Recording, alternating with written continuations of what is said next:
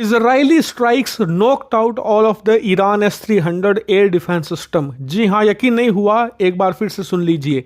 Israel ने अब से 3 दिन पहले जो ईरान के अंदर घुसकर सर्जिकल स्ट्राइक करी थी, उसमें ईरान के पास जितने भी S-300 एयर डिफेंस सिस्टम थे, सारे के सारे तबाह हो चुके हैं। और स्पेशली लिखा गया है ऑफिशियल्स, यानी कि ईरान के जो ऑफिशियल्स हैं के हवाले से ये खबर आ रही है। और यकीन मानिए, ये पूरी दुनिया के लिए शॉक कर देने वाली खबर है। दुनिया स्तब्ध रह गई है इसे देखकर। अब से कुछ घंटे पहले की ये खबर है। और शौक होने वाली बात भी है कि ऐसा नहीं है कि दुनिया में पहली बार एक एयर डिफेंस सिस्टम को मारकर गिराया गया है।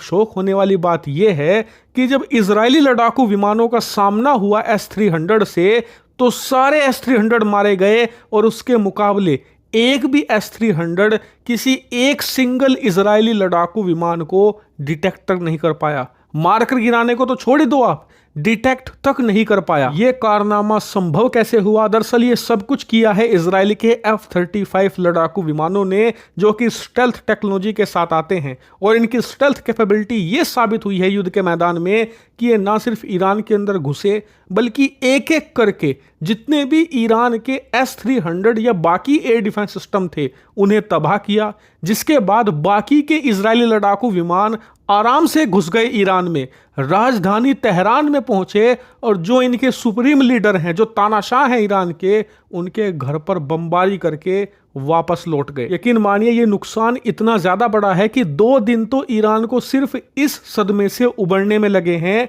और फिर उसके बाद इन्होंने नुकसान की इवैल्यूएशन करी है, जिसमें पता चला कि इनके पास एक भी एयर डिफेंस सिस्टम नहीं बचा। यकीन मानिए, जितना बड़ा सदमा ये ईरान के लिए है ना, उससे 100 गुना बड़ा सदमा ये रूस के लिए है। क्योंकि आप स्क्रीन पर देखिए, अब भारत समेत दुनिया के तमाम न्यूज़पेपर ये खबर छाप रहे हैं, it is the end of Russian weapon. क्योंकि रूस के हथियार पिछले 1.5 सालों में इतने भयंकर तरीके से फेल हो रहे हैं जिनका अनुमान नहीं लगाया जा सकता। और यह बात सिर्फ S-300 नहीं, जो बड़ा भाई है S-400 एयर डिफेंस सिस्टम, दोनों की टेक्नोलॉजी लगभग सेम है। मेनली अंतर आता है इनकी मिसाइलों में, और सबसे खास बात इनकी रेंज में। S-300 की रेंज 300 किलोमीटर है, S-400 करीबन 450 किलोमीटर की रेंज के साथ आता है। ज्यादा कुछ बड़ा डिफरेंस नहीं है।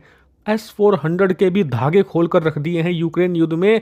लिटरली 1 दर्जन से ज्यादा S-400 मारकर अब तक गिराए जा चुके हैं। और इसीलिए रूस के हथियारों पर, खासकर की जो इनके एयर डिफेंस सिस्टम हैं, उन पर तो बहुत बड़ा क्वेश्चन मार्क आ गया है। और रूस को जल्द से जल्द इसे एड्रेस करना होगा।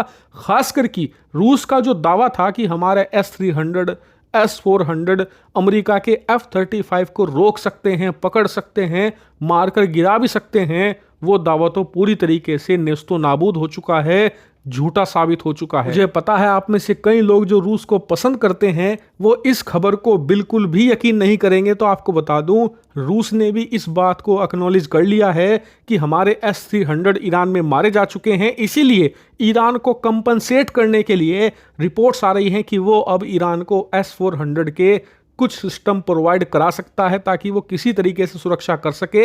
इतना ही नहीं, ईरान को सुखोई 35 लड़ाकू विमान देने की बातचीत भी चल रही है ताकि जो S-400 दिए जाएंगे उनकी सुरक्षा ईरान सुखोई 35 से कर सके। इससे आप अंदाजा लगाइए कि रशिया कितना चिंतित है, क्योंकि अभी तक उसका दावा यही था कि हमारे एयर डिफेंस सिस्टम F-35, जो कि दुनिया का वन ऑफ द बेस्ट लड़ाकू विमान है, इसे मारकर गिरा सकते हैं। लेकिन वो सिर्फ दावा था। आज तक ये कभी युद्ध के मैदान में नहीं मिले थे, लेकिन अब युद्ध के मैदान में दोनों की टक्कर होने जा रही है। और अभी तक अपर हैंड F-35 के पास है, जिसने इतने ब्रूटल तरीके से रूस के दावे को दफन कर दिया है कि रूस जवाब तक नहीं दे पा रहा। वहीं ईरान तो इस सदमे से उबर नहीं पा रहा कि चलो ठीक है, हमारी पिटाई हो गई, लेकिन हमें पीट कर गया कौन? चलो F-35 ही पीट कर गया, लेकिन वो दिखा क्यों नहीं?